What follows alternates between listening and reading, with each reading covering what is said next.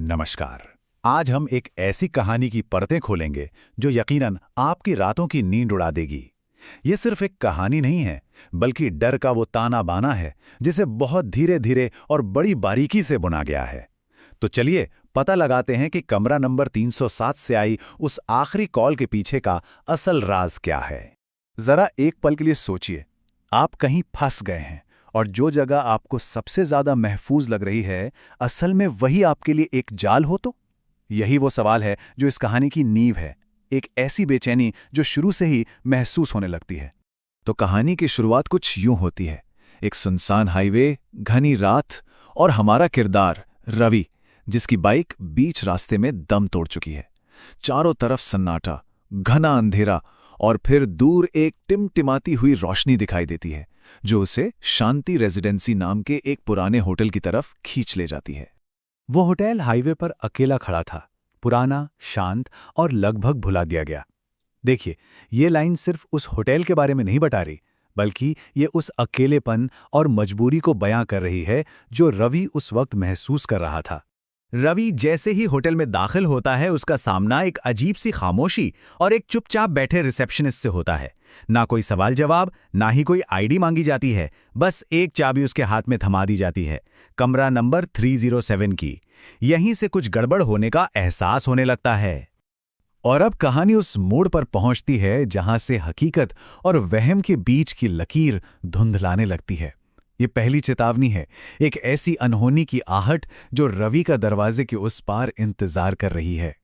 रवि जैसे ही कमरे में कदम रखता है, उसे सीलन की एक अजीब सी महक आती है। कमरे की लाइटें खुद ब खुद जल उठती हैं और उसे सुनाई देती है एक फोन की घंटी। फोन बज रहा है, एक ऐसा फोन जो शायद सालों से इस्तेमाल ही ना हुआ हो। वो फोन उठाता है और दूसरी तरफ से एक कांपती हुई, फुसफुसाती हुई आवाज आती है, पीछे मत मुड़ना। ये कोई सीधी धमकी नहीं है, ये एक इशारा है उस अनजाने खतरे की तरफ जो शायद ठीक उसके पीछे ही मौजूद है। अब तक जो डर सिर्फ सुनाई दे रहा था, वो अब दिखाई देने वाला है, आईने में। एक ऐसा अक्स जो रवि की दुनिया का हिस्सा तो नहीं, पर अब उसकी दुनिया में जबरदस्ती घुस आया है। रवि की नजर जब आईने पर पड़ती है तो उसके होश उड़ जाते हैं। आईने में दिखने वाला कमरा बिल्कुल अलग है।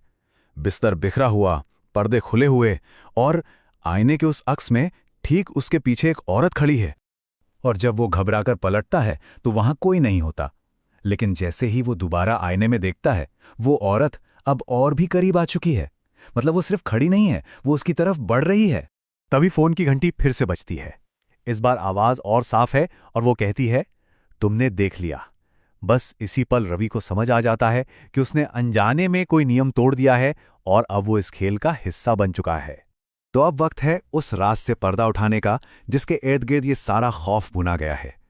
हर डरावनी कहानी के पीछे एक और कहानी छिपी होती है, और यहां वो कहानी है मीरा की।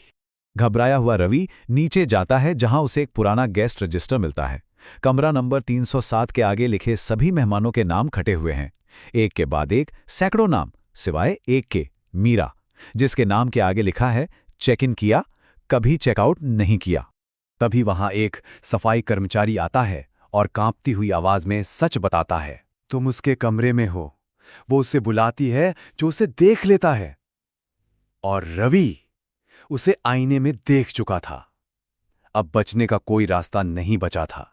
अब कहानी अपने उस अंजाम की तरफ बढ़ रही है जहां सारे टुकड़े जुड़ जाते हैं।